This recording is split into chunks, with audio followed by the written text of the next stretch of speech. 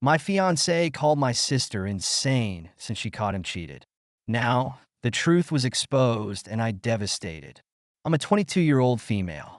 Just a month ago, I thought my life was perfect when I was planning my wedding. Until I found out my fiance, Jake, cheated on me with my cousin. Heartless, right? Jake is a 29-year-old successful corporate lawyer, well-spoken. He proposed to me last year on our 3rd anniversary. He had it all planned out. Dinner at my favorite restaurant, a stroll by the lake, and then he got down on one knee. It was perfect, or so I thought. Over the past year, we'd worked on our wedding plans together. It all started at our annual Halloween party. That was our family tradition, gathering together, having a warm dinner, and watching some horror movie on Halloween night. About my family, I had a sister, Rachel, only a year younger than me. Rachel's always been my rock, my best friend. She's ever the protective one, always supporting everything I'd done. A nice woman, but not her life. She's been through hell and back. Her last marriage was a nightmare, emotionally abusive and manipulative. She finally left him 2 years ago and tried to rebuild her life ever since. The party was in full swing, with costumes, laughter, and music filling the house. I was dressed as a corpse bride, and as a couple, Jake was Victor in our favorite movie, Corpse Bride.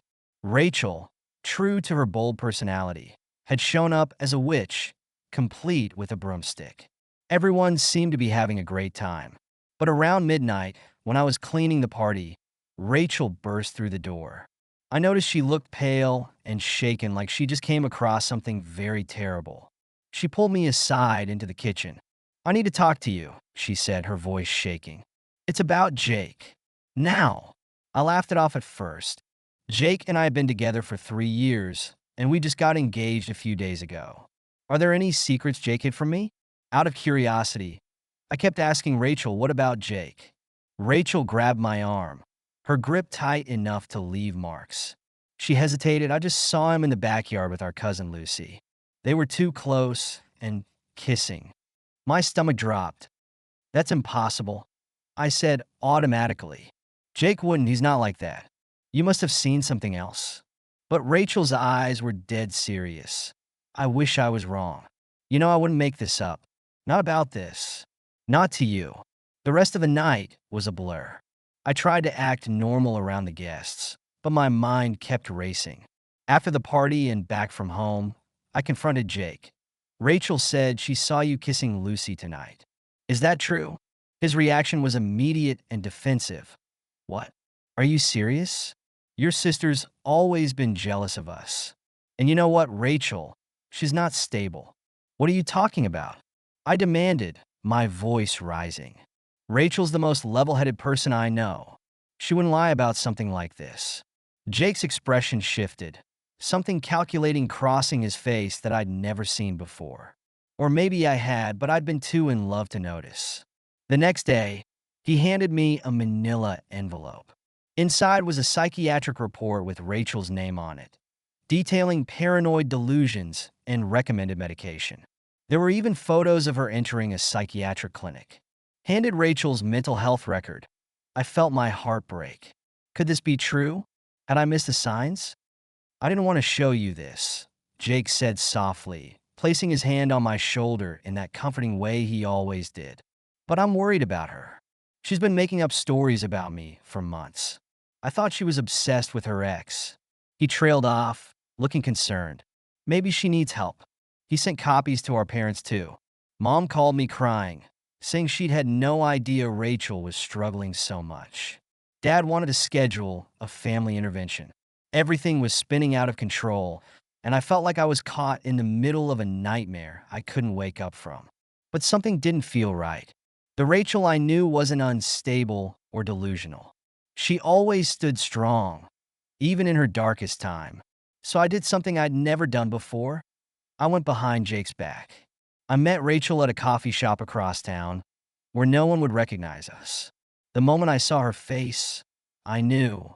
There was fear there, yes, but also relief. She broke down and told me everything. How she'd caught Jake with different women multiple times over the past year, but could never prove it definitively. how she'd been torn about whether to tell me without concrete evidence. I saw him at Murphy's bar with someone 3 months ago, she said, her hands shaking around her cup. And then at the mall with another woman. But every time I tried to get proof, they were gone. I thought I was going crazy, Emma. I didn't want to hurt you without being absolutely sure. About the psychiatric report? I said, my coffee growing cold between my hands. Is it real?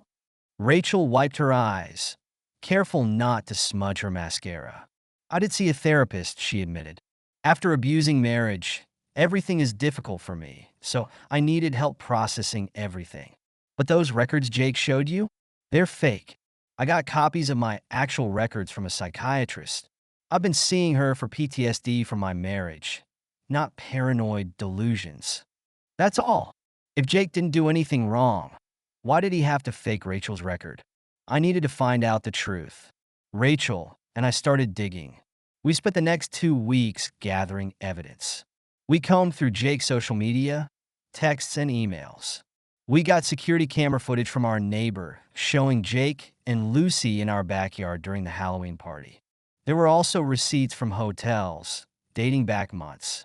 And finally, the smoking gun, an email chain between Jake and someone who'd helped him fabricate the psychiatric reports. Each new piece of evidence felt like a knife in my heart, but I needed to know everything. The more we discovered, the more I realized how blind I'd been. The late nights at work, the business trips that seemed to multiply, the way he'd get defensive if I touched his phone. It had all been there, I just hadn't wanted to see it. I waited until Sunday dinner, when Jake was watching football with my dad. I laid everything out on the dining room table. At first, nobody understood what it was, but right after they opened the file, they were shocked. My cousin started confessing, in tears, that she'd been seeing Jake behind my back for months. When I confronted Jake with everything, he finally broke down. Fine, I messed up, but it doesn't mean I don't love you, he pleaded. Love? I laughed bitterly. You faked my sister's medical records to cover your lies. And now you call that love? That night was chaotic. My parents burst into tears when they read the real Rachel's mental health and apologized profusely for doubting her. My mom hugged me while I cried, and Dad kept apologizing for believing Jake about Rachel. Of course, the wedding was officially canceled. I sent out a mass email to all the guests explaining the change in plans. Jake moved out of our apartment that same week. As for Lucy, she was kicked out of her house. We haven't seen her at family gatherings since, and honestly, it's better that way. Some betrayals can't be forgiven. I couldn't stop thanking Rachel. You saved me from making the biggest mistake of my life, I told her later that night, as we sat on my porch drinking wine from the bottles we'd been saving for the wedding. Rachel squeezed my hand. That's what sisters are for. And Emma, I'm proud of you for fighting for the truth. Rachel's real therapy sessions continue, but now I go with her sometimes. We're both healing. Her from her past, me from what could have been my future. And whenever I doubt myself, I remember the strength it took to walk away from a lie, even when the truth hurt more than I thought I could bear. Jake tried to contact me a few times after that night. First with angry texts, then with tearful apologies. He even sent flowers to my studio with a note saying he'd get help, that he could change. But I deleted his number and gave the flowers to my assistant. The Halloween decorations are still in boxes in the garage. Maybe next year I'll host another party. But this time, I'll know who my real family is. The ones who fight for the truth, even when it costs them everything. The ones who stand by you not because of pretty lies, but because of honest love. As for me, I'm taking life one day at a time. My photography business is thriving, and I just booked my first destination wedding. Without any bittersweet irony, thankfully. Rachel and I have weekly sister dates, and I'm finally starting to trust my instincts again. Sometimes the best endings come from broken beginnings. And sometimes the people who try to make you question your sanity are the ones who are truly lost. Thank you so much for listening to my story.